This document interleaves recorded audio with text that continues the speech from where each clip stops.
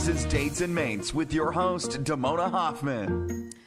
Hello, lovers. Welcome to Dates and Mates with Damona Hoffman, where we demystify modern love. It's our last show of the year. That's why I was coming in, no matter what my voice sounded like today. It's sultry, sensual. I brought my sultry voice because we are bringing in the new year hot. We're going to take a look back at the last 12 months to help you prepare for a love-filled 2018. We'll talk about how to vision yourself into the relationship that you want and so much more. We have headlines today, including how genetics are blending old school and new school matchmaking. We'll talk about 2017 celebrity relationships in memoriam. You know, producer Thomas, how like every year the Oscars, they're like in memoriam. So we're going to do relationships. Yes, a retrospective on those that didn't make it. You got it. You got it. Okay. I just woman-splained that to you, didn't I? We'll also talk about how the new tax bill can affect you and your ex. And we have some thought-provoking... Rewind. Can we start that over? Yeah. Thought-provoking questions. It provoked a lot of things in me, apparently, and technically dating. We'll talk about why women love bad boys. And we'll give you some clever date night ideas. My guest co-host for today is Rachel True. She's so many things to me. She's an actress. She's a tarot reader, a life coach, and also a friend.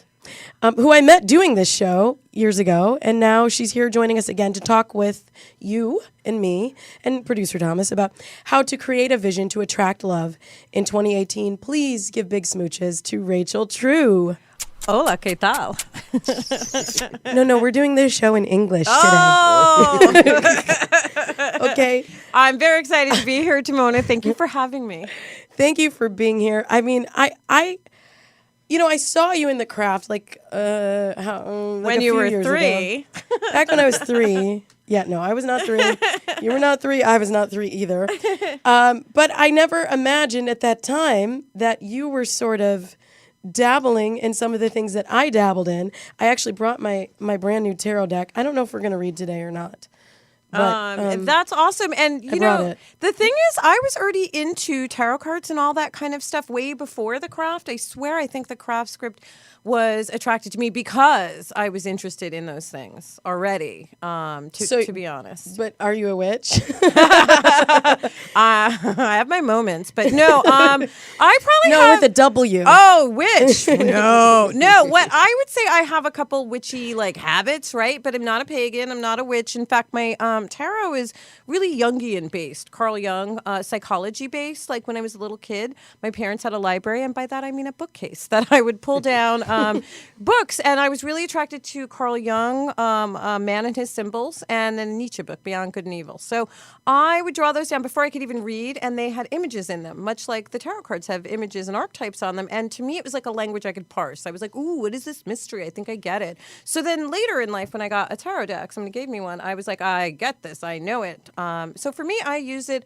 My theory on it is it's like a shrink in a box. It can literally help you figure out what's going on a psychological level, which can then help you make better choices. It doesn't necessarily tell your future the way I do it, but it shows you possible outcomes based on things you do. And lastly, I'll say as Nikola Tesla says, if you want to understand the secrets of the universe, think of it in energy, frequency, vibration. So the deck helps me pick up energy, frequency, vibration of what's going on. And, Carl Jung says the best way to determine the future is to understand how the present evolved from the past. So that is what I use my decks for. So when you're doing a reading for someone, usually someone comes in with a question or a problem. Part of their life that needs illumination. For reals. Yeah. And then how do you guide them through the process? Because, I'm sure there's a lot of people looking at this and they're just like, these are just cards. Like, what does this really do? But it's kind of a conversation that you have to look at their past, present, and future. Yeah. I mean, some people, if you don't know what tarot cards are, and first of all, let's talk about people's misconceptions, right? Yeah. Because I'm old, and, when I was a kid, Stop.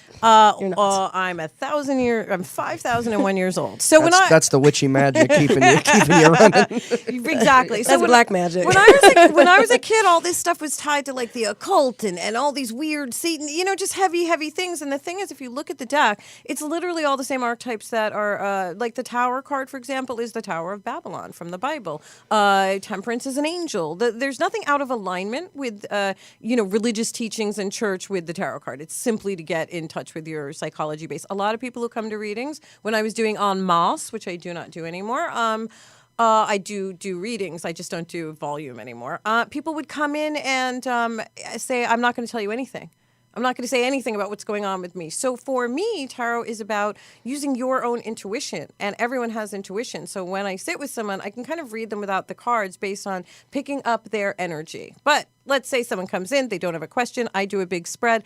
I look at the pictures on the card and say, okay, I'm seeing a lot of cups, which is water, which is emotions, right? And then maybe you have a heartbreak card, and maybe you have something like that. So if I didn't know anything about them, I'd say, did you maybe go through a breakup based on these pictures? And, chances are they're like, yes. And then we kind of... And they're like, but I had no question. No, a lot of people will say that they'd have no question, and then they really come in like... Everybody has a question, but a lot of people want you to, they're provey, and that's fair enough. They want me to prove that I can do this without a question, which I can, And in fact, I think I told you as the friend, Zamona, this year I was off. Somebody wanted to do a reality show based around me doing tarot, and I was kind of like, I don't know, because tarot's so personal that I did a few on-camera readings for various outlets like Jezebel and stuff like that, and everybody came. Perez Hilton. Everyone came afterwards and was like, "Yeah, you know what? Like that thing you said was true, but like I couldn't agree with you because my boss was right there,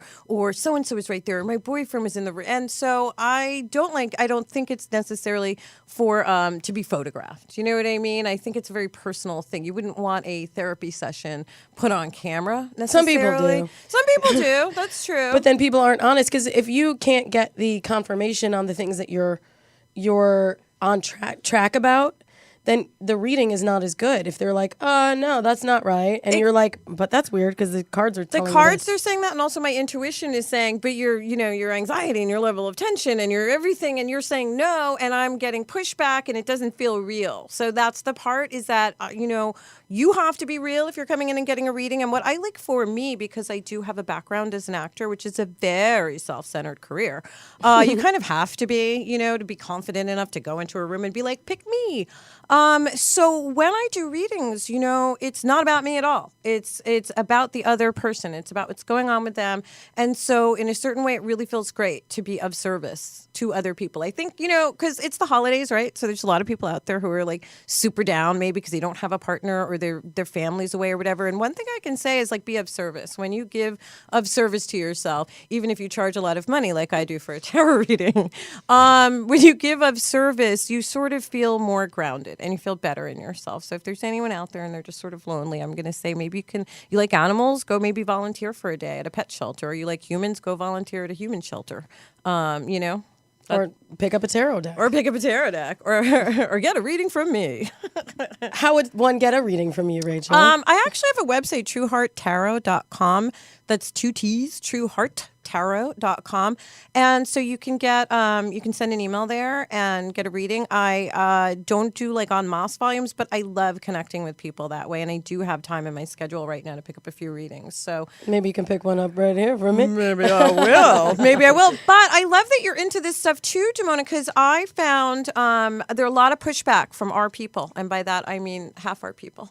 I mean, brown people, black people, African Americans tend to think there's something not out of relation with God with it, and that is so untrue to me, and that's why I'm working on a writing project that I hope will help dispel that for people, because this is a tool. Just like black people thought psychology was really, not cool back in the day. Well, it's still... Things are shifting a little bit, and I think there's a new consciousness coming up, right? And also people who were like really into Oprah and The Secret 07, which like I'm not knocking because I thought the concepts were great.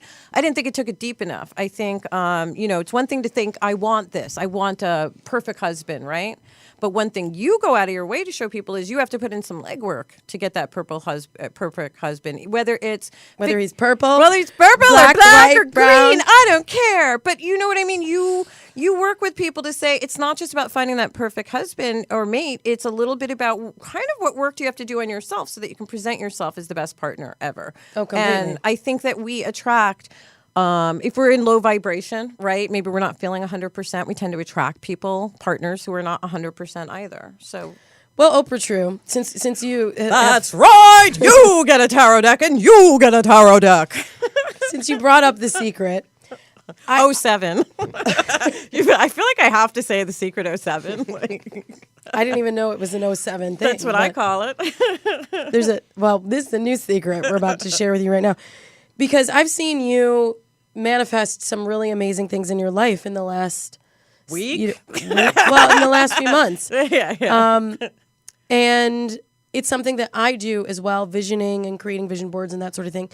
So I'd love for you to share the methods that you've found to be effective in your life, because people are always coming to me at this time of year saying, like, I want to mate, I want to share the next year with somebody, and I don't know how to bring them into my life. Well, you're very erudite and learned, so I'm sure you pass on terrific things. I guess what I can throw in is what I practice for myself and the people I work with is sort of something called mindfulness, right? So if you were taught, if you grew up in a household where things were a little wacky, like most of us did, let's face it, you learned your skill set from there. So you learned how to love watching those examples. And maybe you're grown up now and you're like, that might not have been the best example. So I really love to work with something I call retraining the brain in terms of thought patterns, right? So if the thought pattern is, and I've been there myself, by the way. Like, I'm never going to find a mate. I'm never going to find someone who's right for me. Everybody else has someone.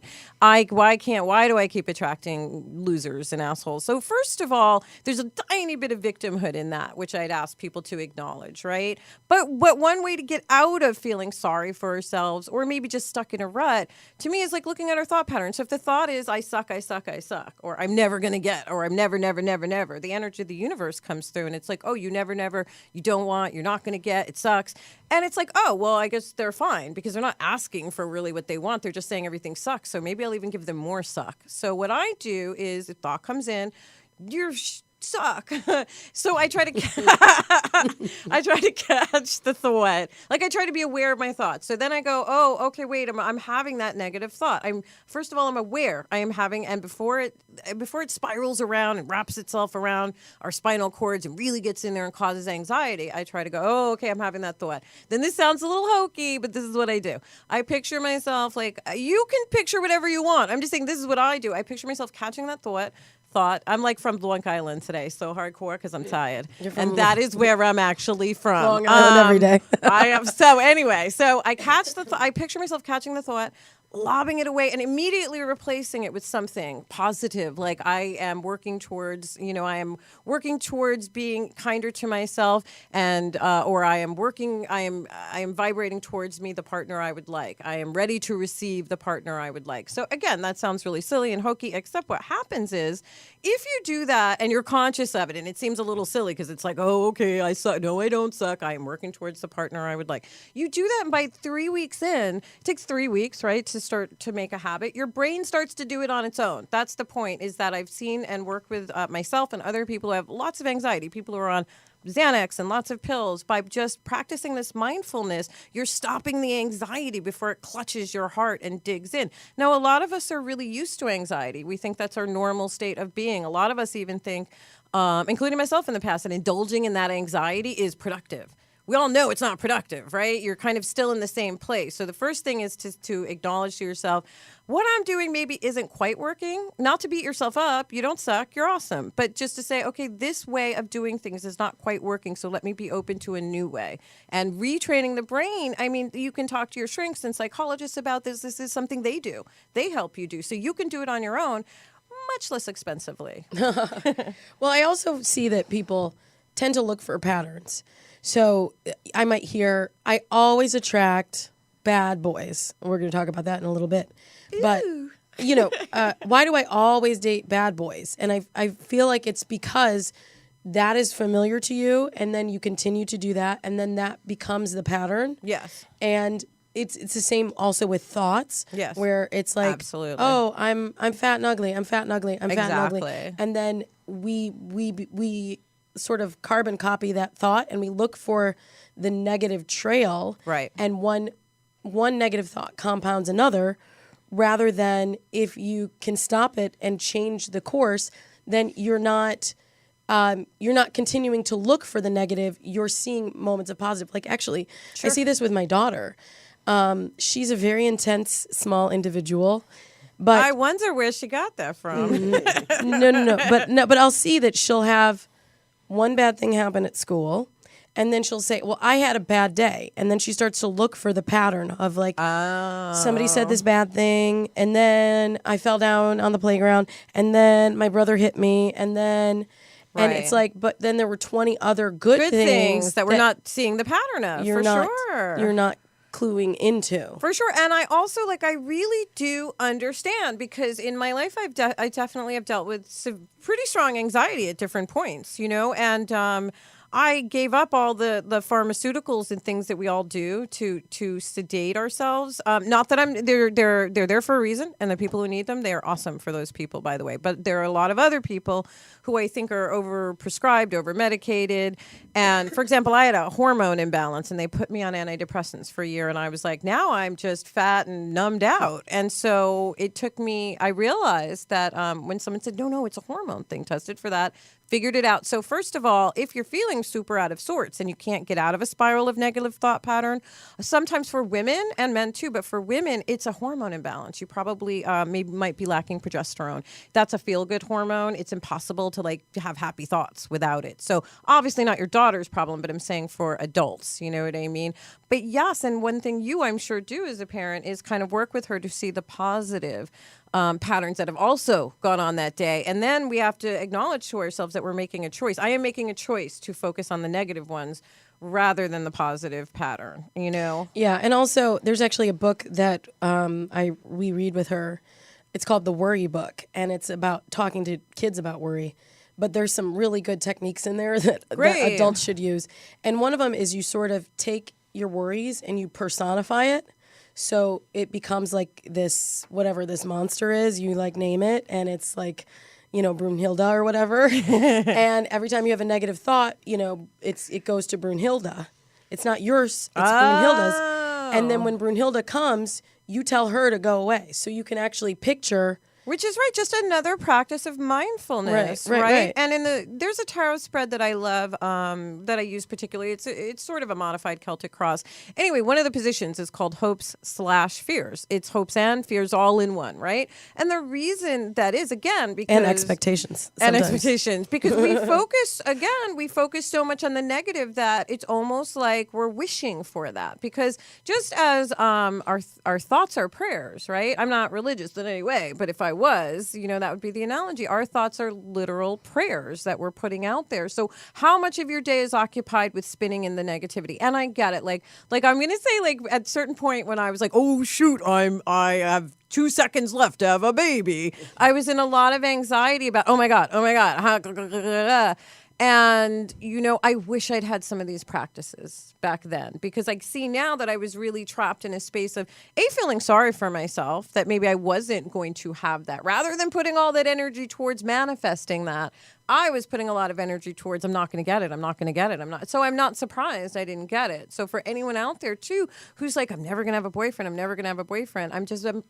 urging you to try to catch that thought and ask the universe for what you'd really like. You would like a boyfriend, wouldn't you? So instead of saying, you're literally saying, I'm never going to get one. You can now say, try to envision what you want and try to put that out there. It's a little tricky though, because the people have the expectation it's going to come right now. Yeah, and keeping in that thought as if it's already happening. That was a big thing for me to wrap my head around. I am enjoying being in the arms of the man that I love. And that being kind of the affirmation. Yes. And I'll say this sometimes to clients, and they're like, "But I'm not," and I'm like, that oh, one I'm gonna yes, admit but is a little tricky for me hard to too, wrap because around. it is, and what I'll say though is there's lots of different mindful techniques, right? So if that one is tricky for someone, I'd say dig in there a little more, maybe you're resistant, right, to what the lesson is in it, but also that one is a hard for me. I used to say it to my husband though before he was a writer. He wanted to be a writer, and I would say, "You already are a writer." And he'd say, "But I'm not, because I'm not making any money." But question for you: I've got a friend. Just there's someone I know who's like financially struggling, right? And they're like, "But I'm rich, I'm rich, I'm rich," and it kind of rings a little hollow. I don't think that you know what I mean? They know they're not rich, and I don't think they necessarily believe They feel rich. They feel rich. So it's about the feeling. Well, yes, there's a whole book, The Science of the Mind. Do you know it? I'm not talking about the church, The Science of the Mind, but there's a book about that, and it talks about, again, retraining the brain and how if you can feel something, right? And so if you sit and say, I am financially stable, I am rich, all of a sudden there's this feeling, and you sit up straighter because you imagine what it feels like, and so you're vibrating your energy at a better level, which in turn might attract those opportunities to make you rich. You know, There you go. Yeah. It works. We have like 3 minutes to do the headlines of the day. Producer Thomas I has been talk so frantically. much. No, this is really interesting and I think really helpful for people. But we do have to do the headlines, so let's kick it off with the dish. Dee's dating dish. Houston Chronicle reported on a new app that is trying to find you love through genetics. We talk about genetics a lot. Yeah. But these two gals, Asma Mirza and Brittany Barreto, have been working on Pheromore, which is the first genetics-based dating app. And there have been some other apps that have tried to do something similar, but this one, they actually are like swabbing your cheek. And then they're programming that into a computer to tell you who you're most attracted to. And they're saying that... But like, what's the match? How does it match So on it? you are genetically attracted to people when you You're feel... going to say superior. Of course you did. It's all that positive thinking and affirmation you're doing. So when you feel that butterflies when you walk into a room and you are attracted to someone, they're saying that is linked to 11 genes. Not pheromones, but genes. Genes that attract that correlate to pheromone and scent detection.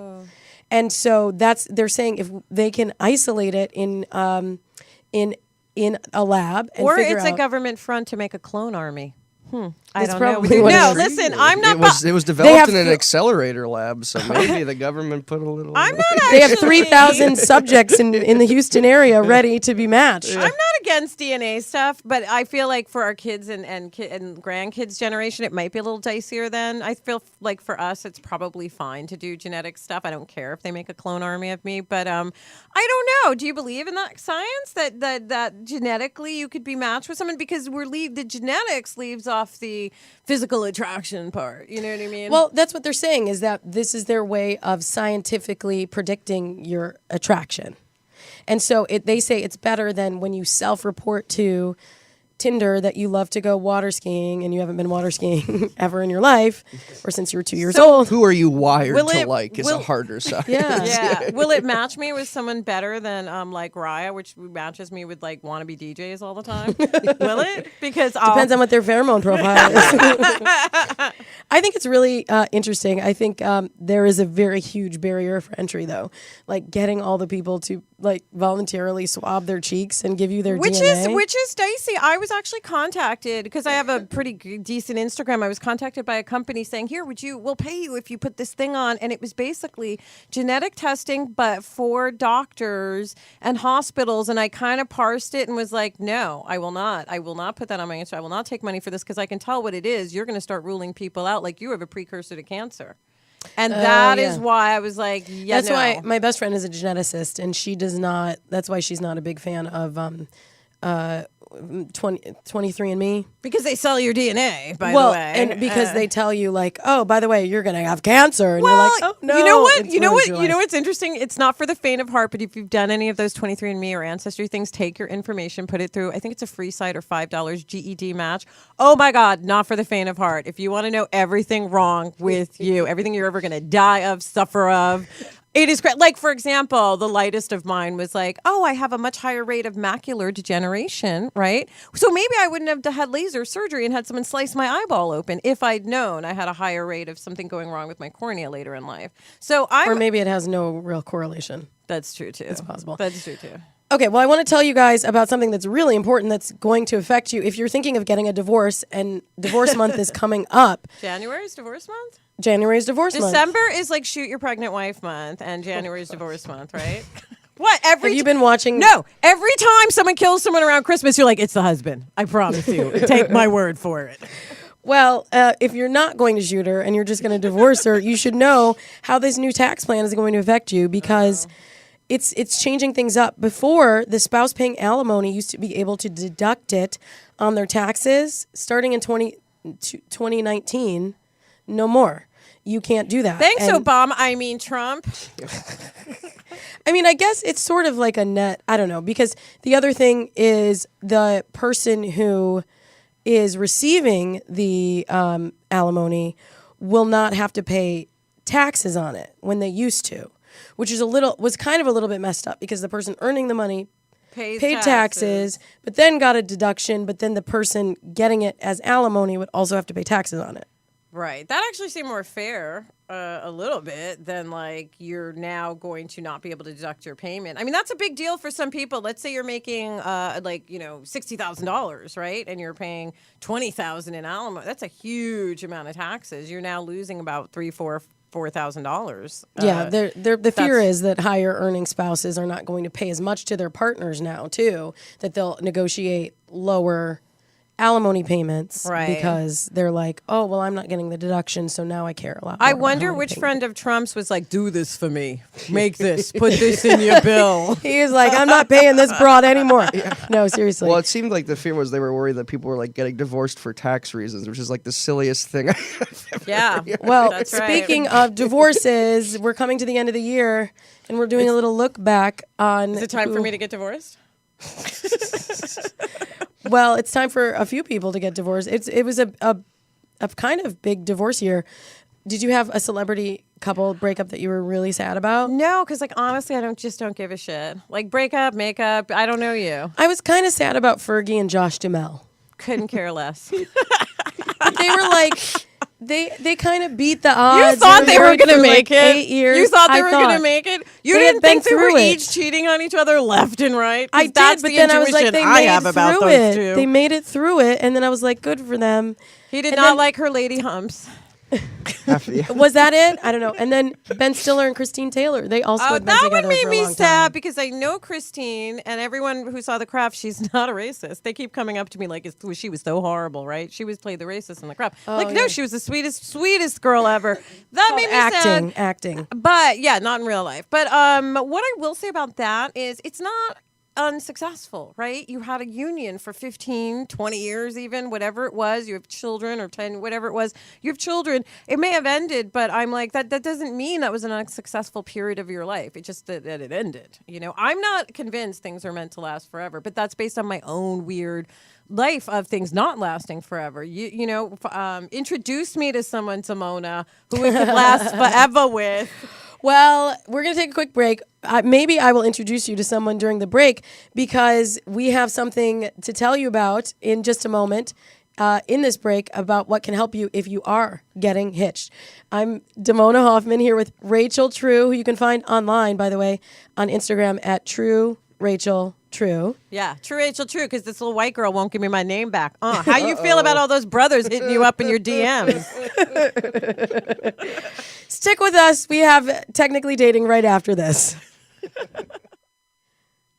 If your wedding planning is going anything like mine did, you're stressed to the max right now, and you have no idea what to put on your wedding registry. So friends, I have just the solution for your wedding planning woes. It's Zola.com. This is no ordinary wedding registry. It's free, easy to use, and it's fun. Zola Registry has everything you love about your favorite department store, plus things like honeymoon funds, fitness classes, wine subscriptions, and so much more. Oh, Zola also lets you customize your registry so you can tell people exactly why you want certain gifts. I wish I had their planning tools when I was getting my married life started off. But this is your big day. And hopefully, if you're following my advice, you'll only do this once. So let's get this right. Sign up today with Zola and you can get a $50 credit towards your registry with my special code, zola.com/dates. That's ZOLA.com/dates, DATES.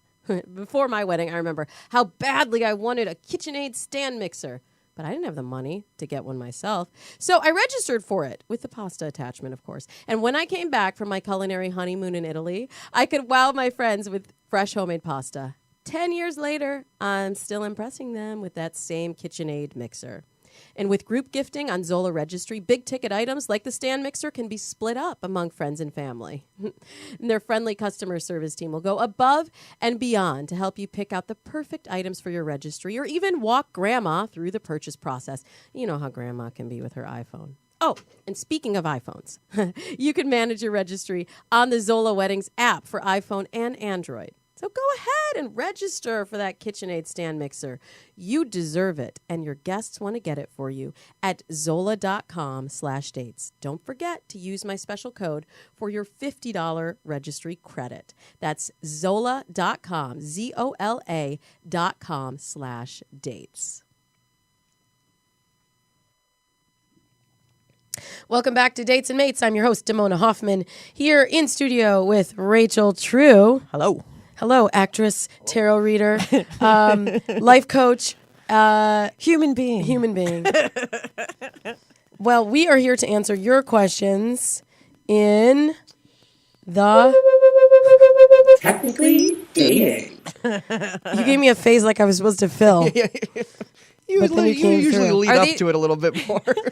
It was just a phase. I was just a surprised. phase. Are these Facebook questions? Where people asking? Where can people ask you questions, Damona Hoffman? Well, Rachel True, thank you for asking me. Technically Dating is now brought to you in partnership with blackpeoplemeet.com. So we have some questions from Black People Meet, and we also have some questions from the Textpert app, which we'll get to in just a moment. So this one came to us from a subscriber named Yvette. She wants to know, Rachel. What? Are you ready for this, girl? I'm so ready. She wants to know, why do black men date full-figured Caucasian women but won't give a black woman a second glance? Damona, should you answer that one first? Here's the deal, Yvette. I think it goes back to what we were talking about at the beginning of the show. It's white women are easy? No, no, that's not true at all. You see what you want to see. That's so It's right not on the nose, because that is true. You're looking at it through that prism of, they're right. Damona, go ahead. That's It so is not true. statistically accurate that black men prefer Caucasian women. That if you look at the statistics of relationships, that is not accurate.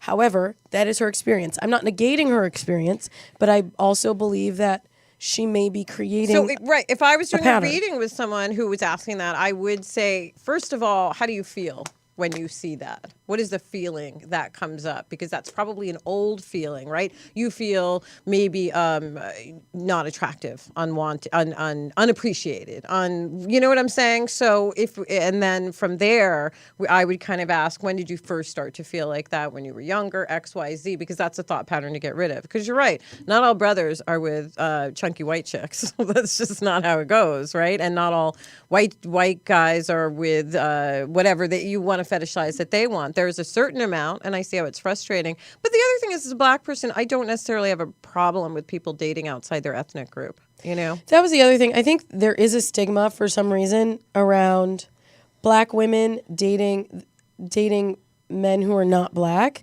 I think we're told, I mean, not me, because my mom married a white man. Yeah, and not me, because my dad's white. But I do see that there's a lot of pressure on black women to keep the black family intact. It's sort of the same way that Jewish men are told you must marry a Jewish woman. Right. to keep the lineage going. I think black women are given that same. Maybe take the weight of the race off your back, first of all. You know what I mean? Because that's a lot of pressure to carry on. Now, you may prefer dating someone who's of the same ethnic group than you, and that's a beautiful thing. But maybe not hyper. Those guys, I always look at it this way, too. If someone you want that guy, but he's dating a chunky white chick, thank you, universe, for letting me know that is not the person for me. I started to stay in gratitude even when things suck. You know what I'm saying? So it's not a great feeling to feel underappreciated or like you're not attractive to men that you find attractive. But frankly, I wouldn't want to be with someone who's not into me, right? And if that is his preference and he likes chunky white chicks, then go get them. There's plenty of them around. Was that racist? Because I did not mean that to be racist. What do you say, white guy? I am not. Now listen, we've discussed this. I am not white. I'm white other. You're white other. I'm Armenian. That's true. Although if you were in the Midwest, well, they might question the beard, but you'd probably pass for white. You're white adjacent. Yeah. That's a tricky one though, because I feel for her. I can feel even in that question there's frustration about why not me? Why not me? But see, that's the place I would work within a reading. That why not me? Why can't I get? So why can she? And I'm black and beautiful and whatever. Why can she get what I want? So I would gently work with someone in a space of moving out of that. I don't get what I want because it's a little victim-y. Yeah, I hear you. I'm with you. Here's another question. Comes to us from a fella named Lowell. Hi, Lowell. I literally was like, I didn't recognize your voice. I looked up and I was like, is there another person in the studio? Voices. It's true. Guess that's why you're an asterisk. Actress. Asshole actor. Actress. You can do voices. Lowell says, why do women like the bad boys and never give the nice guys a chance? We talked a little bit about this last week. Yeah, you just wrote a column on this, right? So take it away. Damona Hoffman, resident. Well, women are now giving the nice guys a chance, apparently. But also, I was subject to the bad guy routine. That was my story. I told myself, I always date bad guys, the guys that never treat me well. And I created a plan for myself. I am not joking. She's I called it. type A. I want to write this down and follow it. No, seriously, because I'm not. And I do have a blog at DamonaHoffman.com on this. No, I do. I learned from Damona on this stuff. Oh, thank you. I learned a lot from you. Life coach extraordinaire. So I created a plan. I called it Operation Date Nice Guys because I said I need to change my attractors because clearly there's something about this nice guy behavior that's making me feel something that I'm craving. That's not healthy for me. Bad boy behavior, she means. Oh, oops. Yeah, you said bad nice boy guy, behavior. Bad boy behavior, yeah. Yeah, this bad boy behavior is making me feel bad. No, this nice, yeah, okay, I'm all confused. This bad boy behavior was making me feel bad. And I needed to be with someone that treated me in a different way. And therefore, I would have to change the kind of things that I was attracted to. See, it starts with you, though. It's not about the other person being a bad boy or an asshole or only liking people who don't look like you. It starts with you. Carry on. So when I met my husband, he's like the quintessential nice guy. And at first, I was like, I don't know if I'm into him because it didn't feel the same way that the bad boys felt. Because he wasn't mean and kind of aloof. Yes. Sidebar too. There's a book called Attached: The Science of Attachment. I highly recommend for everyone. Don't you think it's pretty good? Dr. Amir Levine too, and did a workshop with him. It talks about how we attach, right? And just Damona was saying if she likes bad boys, tendency to want someone aloof. Then usually, and so this Attached: The Science of Attachment. Dig into it. People. I personally believe there's more than the three that they kind of absolutely three types they identify, but it is a good book, and it does kind of make you aware of what your patterns are. Right. And if you it gives you some exercise on what to ask for. Like if I'm insecure dater and I'm with someone aloof, you can ask for the things you want. But how did you switch around from bad boy to successful, handsome, tall guy? Because he's not. I mean, he may not be a bad boy, but he's 6'2" and 5'10". This is what fantasy does. I'm sorry, that was my guy. That's my fantasy good guy is 6'2". He was actually a little tall for me. I was not really trying to find him that tall. What? I'm 5 feet, Rachel. I'm 5. I like them so much taller than me. It's like survival of the fittest, even though I have no one to survive. Like, there's nothing going to come out of me to survive, but I do like them tall. Although, You're the girl that the tall girls hate. Then. Someone short fits better. Just FYI, all you girls who are like, only like them tall, you actually have much better, not much better sex, but pretty great sex with someone your own height. Anyways, so, yeah, I don't think that all women like bad boys. I think it's the same thing.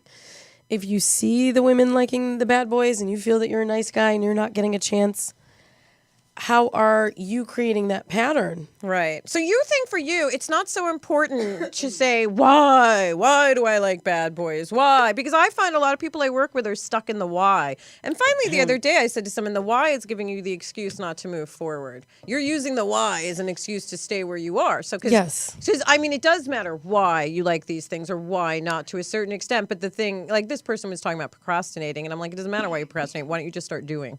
Yeah, it does matter, but this is the difference between what I do in dating coaching and therapy. I find that in therapy, people spend a lot of time talking about the why. I care a little bit less about the why and a little bit more about what you're doing about it. That's how I kind of do my tarot practice too. It's not that the why isn't important. Usually it turns up in the root consciousness part of the reading, but we already know why. Everybody really probably knows why, actually, and we use that as a place to stay and like, why me? And the more we talk about that, the more that pattern will perpetuate. Yeah, we're breathing life into it, eh? Right. And I find that people shift most through action. Sure. So I can talk about your dating plan, but until you do something different, until I went out with him and the first date, I didn't necessarily feel butterflies. I was like, oh, he's kind of interesting. But I let it be a slow burn, and I showed up the second date, and I showed up the third date, and by the third date, I really felt something. But I knew that the way that I felt on date 1 wouldn't feel the same with a nice guy as it did with a bad boy. I agree with you on that because I've given a few people second dates or third, whatever, that I was like, in the beginning, right? And then you open up and you really get to know the person rather than just the physical exterior, because that's the other thing to shift from when we're 30s on is if you're only looking at the exterior package, then you are keeping it a little surfacey, right? And as we all know, that exterior kind of burns out after a while, Ain't that true? Yeah. Unless you're half black, don't crack. That's right. and then you stay fabulous. With the right products. Okay, one last question from Black People Meet. This one comes from Dee. She asks, why do men have the need to stay in contact with exes while in a relationship with someone else? Why do you feel the need to not have them talk to their exes? I'm a little different than some people, right? Because I'm a Scorpio. So I have had moments in my life where I have been very jealous. But chances are, and I've tracked them all, I was right. You were cheating, you assholes. So is that jealousy or is that intuition? You know what I'm saying? Because one thing I've realized since then in other relationships is I'm not a jealous person. My ex talked to his ex, and I didn't have a problem with it. One ex introduced me to all his exes right away within the first month. That I knew was a warning sign. That I knew was a problem because he was almost trying to show me off in front of them and kind of pit us against. So that, I think it's a case-by-case basis, but I'm very good friends with a few of my exes. I think they're fantastic. So I don't really have a problem with that, except, and here's the caveat, one time my last boyfriend, who's a very nice guy, we're still very good friends, was on the phone with an ex, and I could tell his voice and everything, his whole being was so much more alive than it had been around us for a while. So what I said to him was I wasn't jealous. I don't think he's trying to get back with the ex or anything like that. But that was a red flag, that your energy was so much more zippy and engaged. And with me, this person had Lyme disease, was like, I'm tired, I can't do anything. But suddenly you're talking to someone else and your energy zipped right up. So that let me know there might be something off about our energy together, because it's not about staying in why can't I be the one who makes him feel that way. It was like, oh, I'm not the one who makes him feel that way. Maybe that's a sign about our relationship. You would probably say something else to her, this person. Well, I would say there are different reasons to stay in touch with an ex. I did actually. To validate my sexuality. No, it's not. That's the last reason, right? It's because no, a lot of people... you might have children with them. I don't know if that's a situation, and they have to be in your life, or you may have shared something else that that makes you connected to one another, but it depends on the nature of the relationship. Right. If you can sense they're fooling or there's something sexual, that's bad. And also, if it really makes you uncomfortable and you voice that to your partner, they should be sensitive to that. Right. I don't think necessarily they should go, I'm never talking to that person again, but they should be kind and sensitive and gentle with you and trying to figure out why you are uncomfortable with it. I think how they react is super important to the thing. But also the reason I'm not like, you tell them to get rid of them is because a lot of us have, again, jealousy issues that are based in our own fear about things. And it's a good idea to kind of work through some of those. Because here's my thing, not to be too graphic, but like if I'm going to let someone put their penis in me, chances are I'm going to probably try to stay friends with them. That's a very personal thing, right? So if I trusted them enough because I'm not a one-night stand girl. I kind of I have relationships. If I trusted them enough to be in the relationship, unless they've done something really horrible to me, which some have done. Otherwise, it was just a relationship that didn't work out, and I don't have to demonize them to separate from them. Yeah, I have some penises I don't know anymore. And that's fine. There's quite a few penises I don't know either, but there's plenty I do, and I'm happy I don't even know you, penis. So we do have some questions that came to us from the Textpert app, which you can download for free in the App Store. Wow. And you can post your question there and get immediate advice on a future show. You can also always tweet me at Damona Hoffman. But this one, I'm going to keep it a little open-ended with this question. This comes to us from a female. She's 19. She asks for date night ideas. Parentheses, no stay-in movie nights.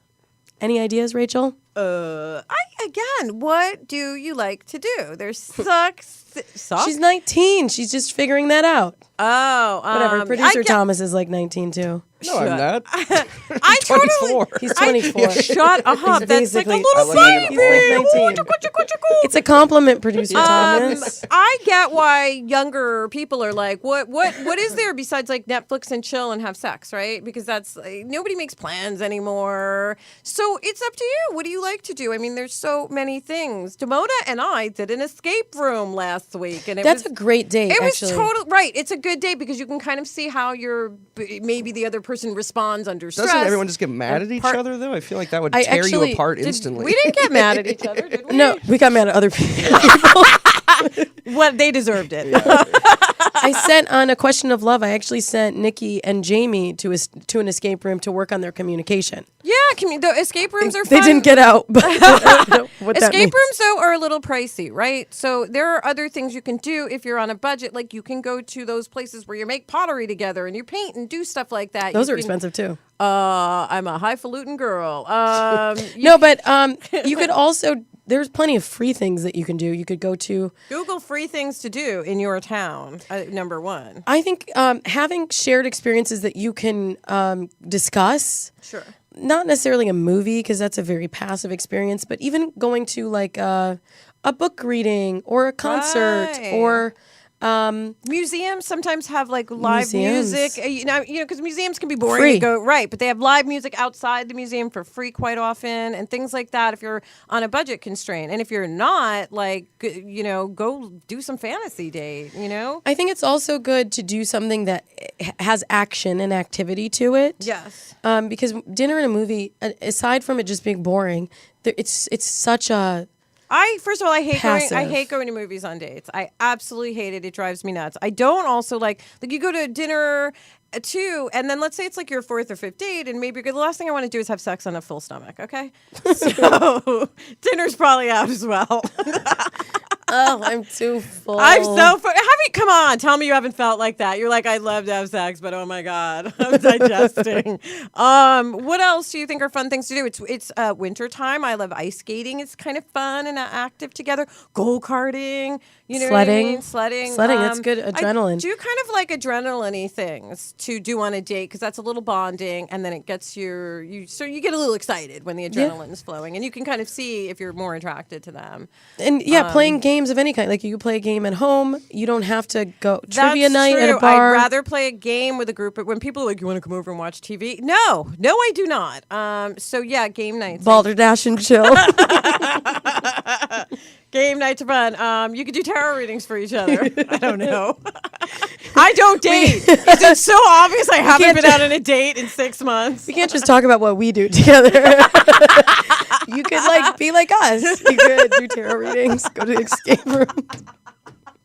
You can just pattern your life after Damona Hoffman and Rachel too. No, what is something like I want to do that I haven't done? I don't know. I like to do strange things like go out to, there's farms where you can go out and kind of play with animals and stuff like that. Go apple picking. Yeah. Oh, not right now. It's a little cold. Okay. Producer Thomas has told me I have 1 minute. That's it? Make it count. Did I talk to you? First of all, apologies to her normal listeners because I just fucking talk the entire show. This is great though. It made up for them. Usually I'm talking the entire show, but it made up for you. I don't get out much. So Okay, one last question, and then we're gonna do our final dating ... of the year. So this one comes to us also from a female who's 19. She says, my boyfriend likes to comment on my best friend's picture saying hottie or HAWTIE. Break up with them. Or cutie. Weird or no? Weird. Break up with them. Inappropriate. Not great. Yeah. But he's spelling it with a W. HAWTIE. He's stupid and break up with him. No, it's fine for your boyfriend to comment on your friend's pictures, right? Like, looks fun, but like hottie and sexual things are inappropriate, I think. It's a sign that he's probably going to cheat on you. Agreed. Or he's just not mature. Right. Okay. This is our last dating ... of the year in this segment. Rachel. What? You're in the hot seat. Because I'm going to give you a phrase to complete and just off the top of your head, first advice that comes to you, okay? This is going to take all your focus. Yeah, I'm focused. Really honed in on it. She's really honed in. Okay. Number 1, blank is always sexy. Intelligent humor. That's like a hybrid word of like if you can be intelligent and humorous at the same time. If you can be like witty funny, that's so sexy. Sexy. The mind turns me on more than anything.